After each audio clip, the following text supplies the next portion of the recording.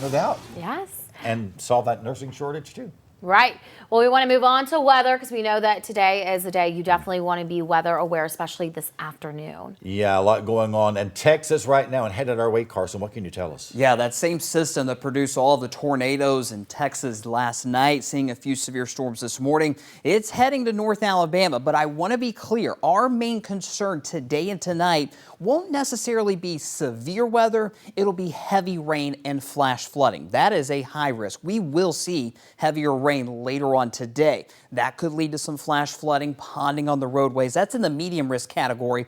And what concerns me the most about that flash flooding potential is it will be happening at night. Never a good combination to be talking about flooding during the overnight hours because it's so difficult to see those flood waters. That severe weather risk, it's low, but it is still there later on as well. On the Way 31 Skycam network this morning, hey, actually a few peaks of sunshine out there, but most of us are seeing cloudy skies. Temperatures very mild, upper 50s, right around 60 as you head out the door. We are dry on the Way 31 Storm Tracker early warning radar network, and I think we'll stay dry all morning long and maybe into the early afternoon too. And before those storms arrive, we're going to be in the mid-70s. 76 is our forecast high today. Let me walk you through the severe weather outlook. Again, this main severe weather potential will be south of us today. That level 4 risk, that dark red color, that's for southern Mississippi into Louisiana. Unfortunately, another tornado outbreak is on the way just off to our south and west. Here at home, it's just a level 1 risk. I don't want you to let your guard down, but just know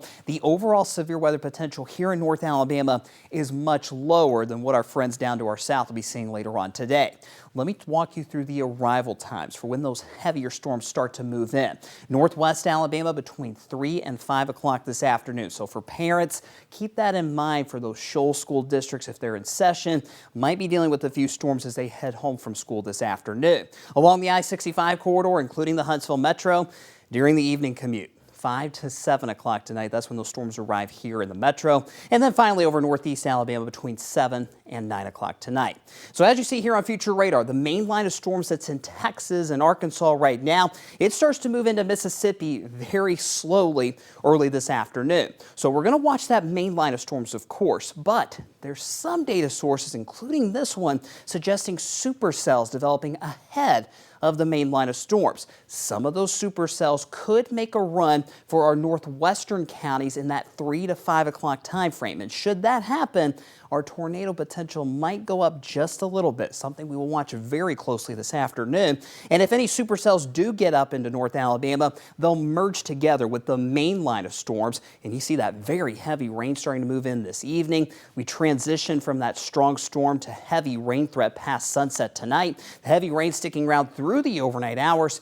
And then we'll finally start to dry things out as we get closer to sunrise on Wednesday. Higher rainfall totals will be west of I-65. We're talking 2 to 3 inches of rain in the Shoals, Moulton, maybe even Athens and Decatur too. Some higher amounts closer to 4 inches can't be ruled out either. And then east of I-65, slightly lower totals, but still high, 1 to 2 inches of rain for Huntsville, Guntersville, Scottsboro, and Fort Payne just in the next 24 hours. So just stay weather aware today. We'll have constant updates on air and online at WadeTV.com. Download that Wade 31 Storm Tracker weather app as well if we get any watches and warnings this afternoon. And tonight, you'll be the first to know with that app. Good news is 7-day forecast is much quieter once those storms move out tonight, but it'll be a little bit cool with those highs hovering right around 60.